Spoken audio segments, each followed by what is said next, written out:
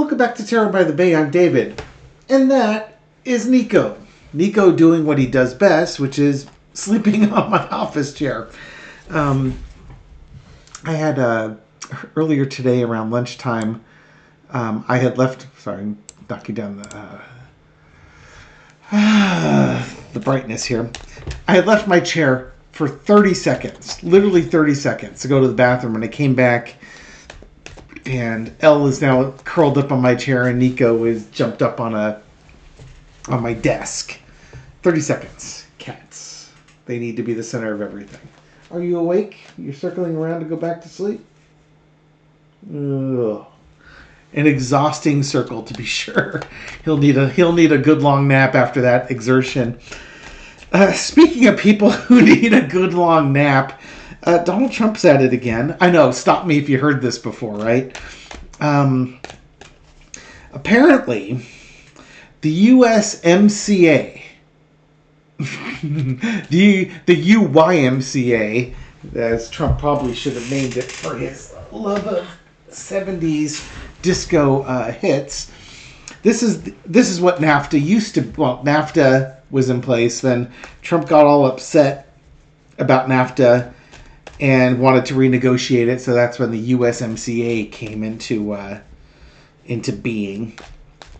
And I know one of the things he complained about before was dairy. And then he fixed it. It was the most beautiful, wonderful, best deal for the United States ever. Except now that he wants to put like 250% tariffs on Canadian dairy. And looking at this story, it does appear that Canada has tariffs up to 241% on U.S. dairy. However, those tariffs do not kick in unless the U.S. exports more than a certain amount of dairy to Canada, which the U.S. has not done in the recent past. So even though they've got this 241% tariff, the U.S. doesn't export enough milk to Canada to trigger it. I don't know if there are tariffs going into Canada, and if there are, what the cost is. Let me check it out now that I'm asking. Well, welcome back. What was a split second for you was about 10 or 15 minutes for me. Gary just called. We're scheduling something. Another surprise. It'll be a recorded collab. More information on the Twim channel as that gets scheduled. It looks like when they redid the trade agreement, most of the tariffs on dairy products were removed. So at this point, Trump, I don't get it. He makes tariffs, the markets scream and panic. He removes the tariffs, the markets kind of don't react the way he wants to. For those not really familiar with stock markets, they are kind of an estimation of what companies might be worth in the future. It's a little bit like gambling. It's not necessarily what the company's worth now, it's what people think it will be worth down the line. So that's why some people call it gambling. What markets do not like, though, is uncertainty. They like things to be nice and steady so that they can make decisions about things that might happen or will probably happen in the future. And when you have a chaos agent like Donald Trump, willy-nilly saying tariffs are being enacted one day, then rescinded the next, the markets are not going to like that. If he keeps this up, the stock market is going to have a retraction because the investors won't know what's coming next, and they tend to be a fearful bunch, and they will move their money to more stable investments, which means that growth stocks and things like that would probably take a hit.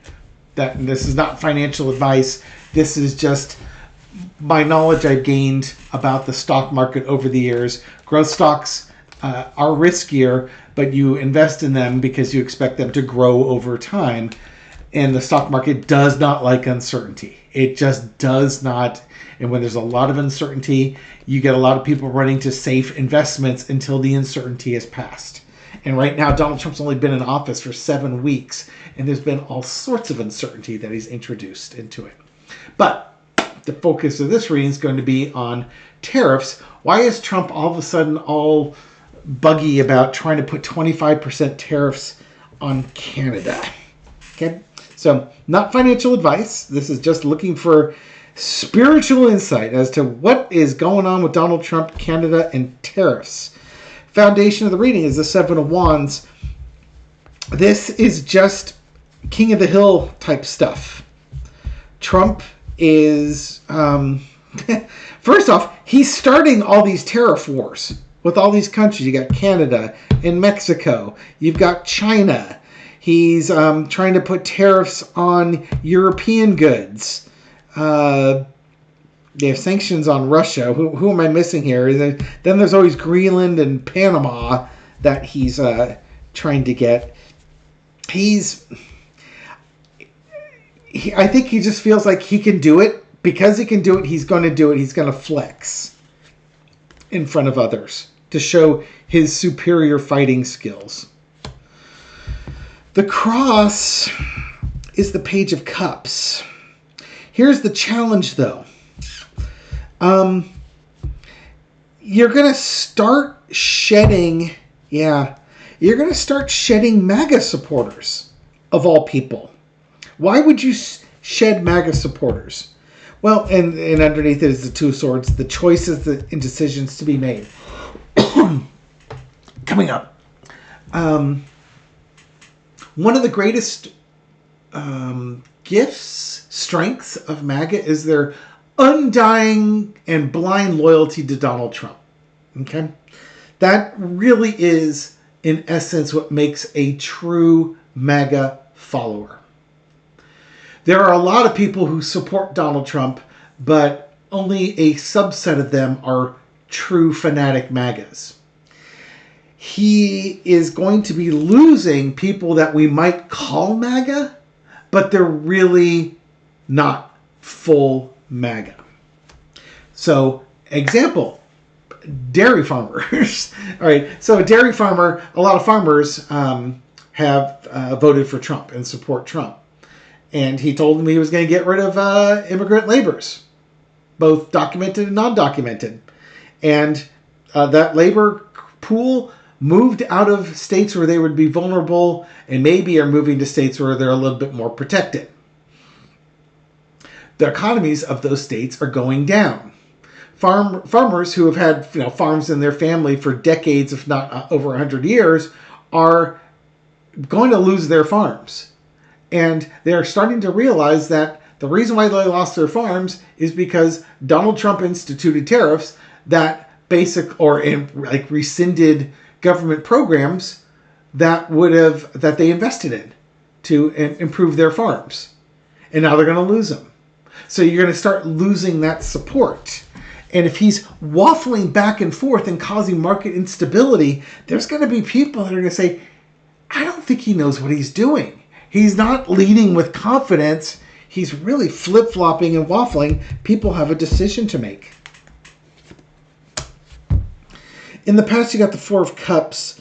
And you got 4 cups in one there. These are 25% tariffs. Trump threatened he was going to put 25% tariffs in there. Markets react. He says he's going to delay them for a while. The markets react. He institutes them. The markets react. Now he wants to delay them again. He flips more than a pancake at a Waffle House. He really does. Look at and it's all emotions too. Look at all these emotions here. And remember, the Republican Party and MAGA, they're the party of outrage, and they vote on their feelings, not necessarily facts. Current situation, retracting the tariffs was a goodwill gesture to folks, and now trying to put in these massive tariffs on dairy products, I think is supposed to be a goodwill offer to dairy farmers. But here's the thing. Canada doesn't export much dairy to the United States. So putting a 250% tariff is going to kill off a trade, an import that's not really there. It's not, in other words, what I'm trying to say is that's not protection from Canadian dairy is not going to protect American farmers or American dairy personnel. But it looks nice. It makes for good headlines.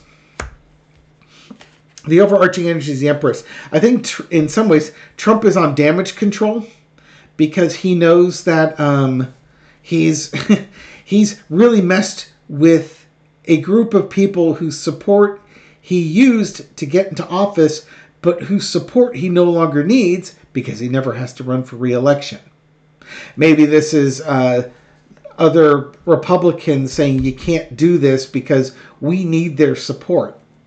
You have dueling things. Trump's not a politician. He doesn't want to be president of the United States. He is because it helps him avoid court and prison.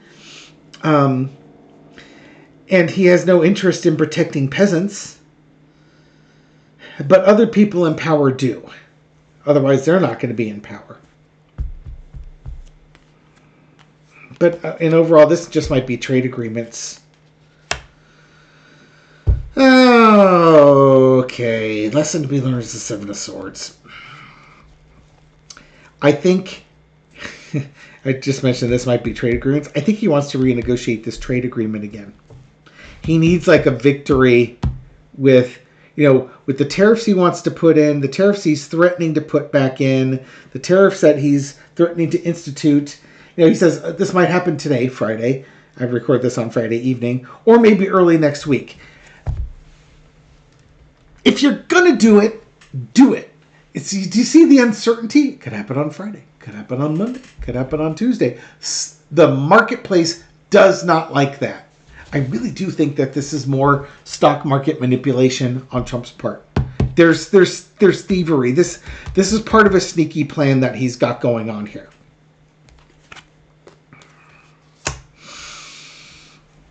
Outcome is the Four of Wands. I do believe he will institute that 250% milk, that dairy tariff. I also think he's going to, in the end of March, beginning of April, I do believe he's going to put those 25% tariffs on all Canadian products again in place. With that Four of Wands. Four of Wands is, they call it the wedding card or opening day. It's the start of something new.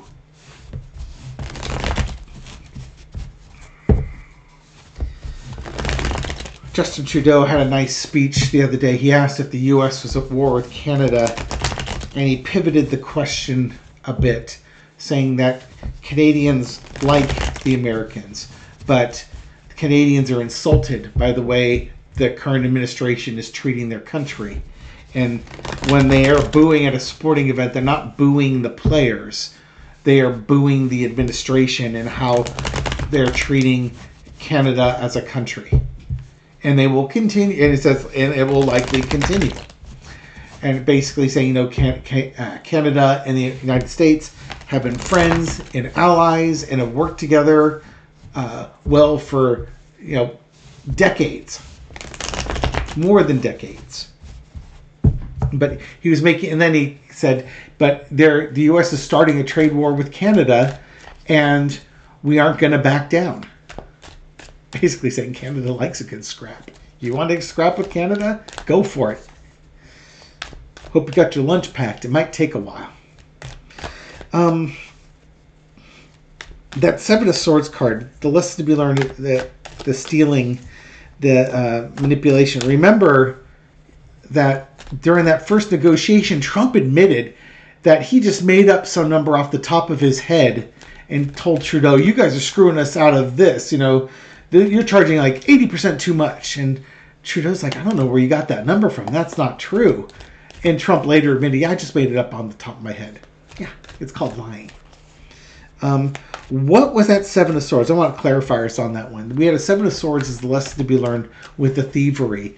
I want to know, what is that thievery? Could you expand on the thievery? For Carter, let's see what we've got going on there. What's that thievery all about? It's about money and the movement of money. Donald Trump stealing and money. I hope you were sitting down for that one because I wasn't expecting that. Got the Wheel of Fortune, ongoing. King of Wands.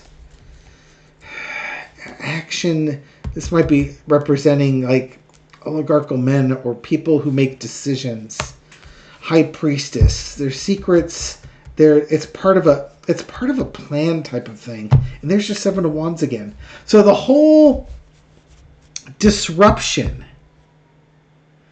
is about money, making money, taking money, maybe delivering on a promise on a deal that's been made.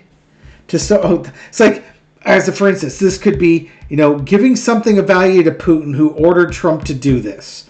Part of an ongoing plan, that is not known to us, but maybe to destabilize U.S.-Canadian relationships to further isolate the United States from the rest of the world. That would be a reasonable assessment of this spread. And you know what? I'll stick with that because it's reasonable. It wouldn't be obvious to add like Putin into that reading there. But remember, Putin's ultimate goal is to destabilize Europe and weaken NATO and encourage far-right candidates in foreign governments because they tend to be isolationistic, which further isolates them from their neighbors. And it's a way to divide and conquer.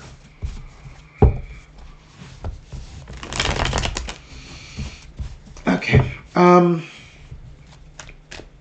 Assuming Trump reinstitutes his tariffs on Canada, and I don't mean to leave Mexico out of all this. It's just that the news is covering Canada's response more than they're covering Mexico's response. How will Canada fare with, at least on the short term, with tip for the tariffs? By the way, tips my hats off to Canada. Just because Trump backed the tariffs off, Canada didn't. They basically said, we are not backing down until we are sure that these actions being taken are at an end. So they're not going to put tariffs up, then take them off, put them up, and then take them off. No, they're going to leave theirs up. And they are targeting red states. Because as Trudeau put it, hey, look, we know who's supporting Donald Trump. They may be doing it in silence, but they're supporting him up. So we're going after them. That's surgical. Not like Elon throwing a grenade in a crowded room, and when it blows up and kills a bunch of people, like say, well, those were the low performers. Because they didn't get out of the grenade path fast enough. All right, how will Canada do? I get the moon card. Lunacy, mystery, unknown. What's going to be the going with that? We got the Queen of Wands, the Lover's card, Three of Cups, and the Hierophant. And the awe with this was them making trade deals with countries not named the United States. If the U.S. is putting in tariffs in there, Canada will secretly start cutting deals with other governments, other countries. And that's not unusual. When the United States did their whole soybean and pork thing to China back in like 2018 or so, I was watching a TikTok on this. China's pork industry there was a virus going through and it killed off.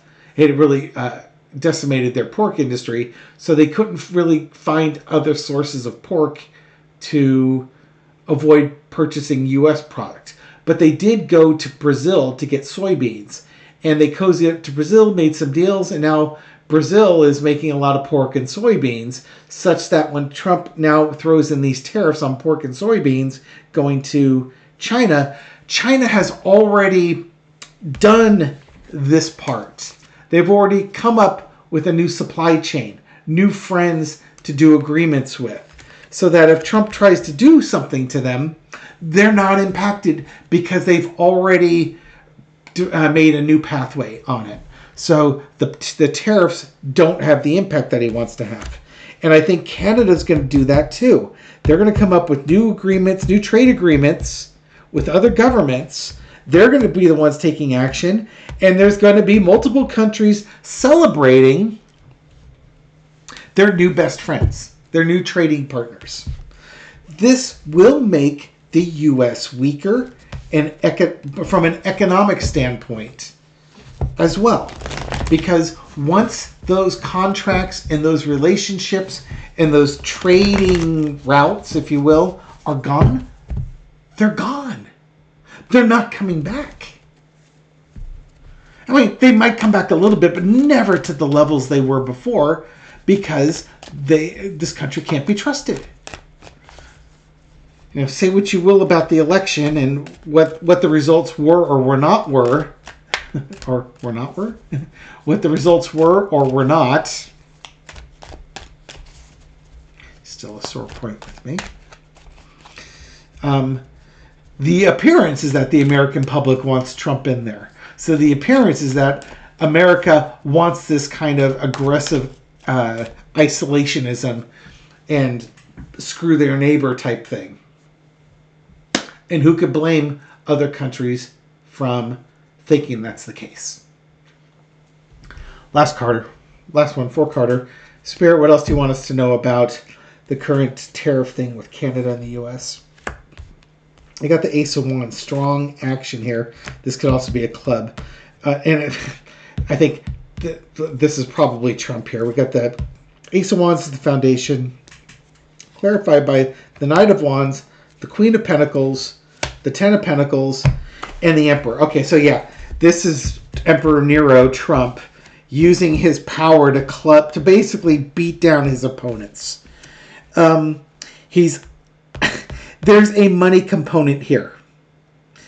This weekend's, and I love that Libby had thing called this one the Homeland Security card, because when you don't have solid trade, free trade, you're weakening your Homeland Security here. Trump is doing stuff for his own enrichment and the enrichment of his billionaire friends. And he's working on it quickly. Why would he do that? Well, picture, if you will, like the earlier example I gave, those family farms that have been in families for 100, 150 years and all that land that they have. And if you bankrupt them and make them destitute, they have to sell for pennies on the dollar. And corporate farms are going to come in and buy up all that land. And as one person joked, they may hire that family back to work on their own farm, now owned by somebody else, and they'll even pay a minimum wage. So you take somebody who is a farmer who owned their own land and make them a peasant where the Lord owns the land. So we're regressing back to feudal times. And every time you hear me refer back that the Republican Party wants to take us back to the 50s and the 90s, we just don't know what century, the 1950s, the 1850s, the 1750s, or the 950s. This is 950 shit right here. AD. We'll give them AD as opposed to BC, but don't doubt for a second they wouldn't want it to be BC too. Give them stone tools and call it good. I wish I could give you something more positive. I just think it's going to be crazier. But remember, this is what people voted for. I don't think they had enough votes. I think there was manipulation. But parking that to the side, if we're going to overcome this administration and the cult following that he's developed, those people who supported him need to suffer. Because they don't seem to have the capacity to show empathy for others. So they have to suffer. And they have to regret their choices. And then finally start walking away. And remember, our mantra has to be, you don't have to admit you were wrong. You just have to admit you were lied to. getting them to admit they're wrong is asking too much of them. You just need to get them to admit they're lied to. So instead of being pointed to the right, they can be pointed straight or maybe a little bit to the left. Certainly pointed straight at that point, as opposed to if we're trying to go this way and they're trying to go that way, it's a deadlock. But if they're trying to go forward like this and you pull, then you start moving at an angle. Slowly, but you start moving at an angle. And the more that you move at that angle and they find out they benefit from it, instead of pointing north, they start pointing your direction too, and things get easier. Be kind. Be empathetic. You can scream into your pillow at night and make voodoo dolls or do whatever you need to do to vent your frustration. But just getting them to admit they were lied to takes them most of the way there. They just have to get the rest of the way there themselves. But if you can get them to admit they were lied to, you've done what you needed to do. Thank you very much for watching this video and supporting my channel. I really do appreciate it. Nico appreciates it too. I bug him when he's asleep. My wife bugs the cats while they're asleep. I just let them sleep. Let sleeping dogs lie and let sleeping black cats lie too. I'm going to give you one more blast here. There you go. All you black cat fans out there, there's your void. Again, thank you for supporting my channel. I really do appreciate it. And I'll catch you on the next video. Take care.